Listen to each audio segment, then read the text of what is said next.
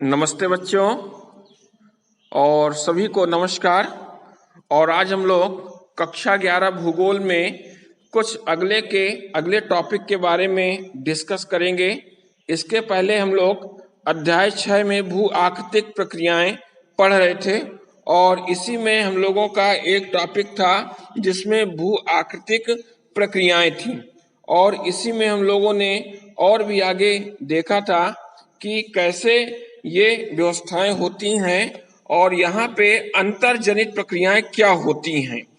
क्योंकि यहाँ पे जो भू आकृतिक प्रक्रियाएं हैं इसमें 4 पार्ट दिखे थे हम लोगों को और इन 4 पार्ट में पटल विरूपण है, ज्वालामुखी का कार्य कैसे होना है, कैसे उसका निकलना है और फिर पटल विरूपण में क्या उसका सहयोग है। इसके अलावा जो अपक्षय है या क्षरण का कार्य हुआ करता है, अपर्दन और निक्षेपण हुआ करता है, ये सभी एक साथ समूह में काम करते हैं और इन्हीं को हम लोग भू आकृतिक प्रक्रियाएं कहते हैं।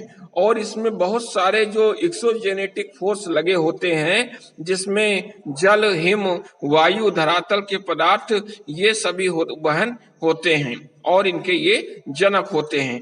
इसके बाद हम लोग देखते हैं कि अंतर्जनित प्रक्रियाएं क्या होती हैं जिसको हम लोग एंडोजेनेटिक फोर्स के नाम से जानते हैं। एक ये प्रोसेस होती है। अब इस प्रोसेस में क्या होता है कि जो पटल विरूपण है, अब पटल विरूपण को उन सभी क्रियाओं के रूप में जाना जाता है जो भूपटल के ऊपर भूपरपटी को संचालित करते हैं, उसको ऊंचा उठाते हैं और इसको निर्मित करने का कार्य करते हैं। उसको हम लोग क्या कहते हैं? पटल विरूपण कहते हैं। पटल विरूपण, इसको हम फिर से एक बार इसको डिफिनेशन दोहरा रहे हैं कि पटल विरूपण को उन सभी क्रियाओं के रूप में जाना जाता है जो भू परपटी को संचालित, ऊंचा उठाने तथा निर्मित करने का कार्य करती हैं। और इसमें क्या क्या क्रियाएं हो सकती हैं, कैसे हो सकती हैं? इसमें तीक्ष्ण वलयन के माध्यम से भी पर्वत का निर्माण हो सकता है। महाद्वीपीय संरचना संबंधी कुछ प्रक्रियाएं भी हैं इसमें और स्थानीय संचलन के कारण जो उत्पन्न छोटे छोटे भूकंप होते हैं वो भी इसमें हो सकते हैं।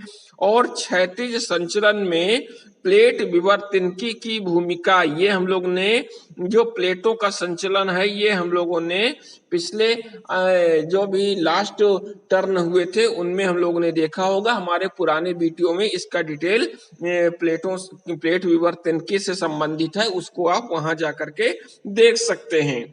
साथ में जो पर्वत निर्माणकारी प्रक्रिया होती है और इसमें महाद्वीपीय रचना और निर्माण में सहयोग देती है। साथ में जो महाद्वीपीय रचना में भूकंप है, प्लेट विवर्तनिक प्रक्रियाएं हैं, भूपरपटी के भ्रंश और विभंग उत्पन्न करती है और इसी से कायांतरण होता है। अब इसमें एक चीज और आती है कि ज्वालामुखी का योगदान भी इसमें होता है। तो जब ज्वालामुखी फूटते हैं इसका उद्गार की क्रिया होती है, इसी को हम लोग वल्कनिज्म के नाम से जानते हैं, ज्वालामुखीयता कहते हैं। इसमें भूगर्भ के अंदर से तप्त और पिघला हुआ लावा ऊपर की ओर आता है, भूतल की ओर आता है और फिर भूपटल में ऊपर की ओर एक विस्फोट के साथ छिद्र होता है और ज्वालामुखी भूतल का वह छिद्र है जिसके माध्यम से तरल पदार्थ भूतल पे जमीन के ऊपर आते हैं। जबकि जो ज्वालामुखीयता उस प्रक्रिया को कहते हैं जिसमें एक ज्वालामुखी का उद्गार होता है। और अब ये तरह तरह की अलग अलग आकृतियों का भी निर्माण करते हैं, क्योंकि आज हम लोग जो पढ़ रहे हैं वो इंडोजेनेटिक फोर्स के बारे में पढ़ रहे हैं कि धरातल के अंदर, पृथ्वी के अंदर कौन कौन सी ऐसी क्रियाएं होती हैं जिसके अंतर्गत पटल विरूपण का काम होता है।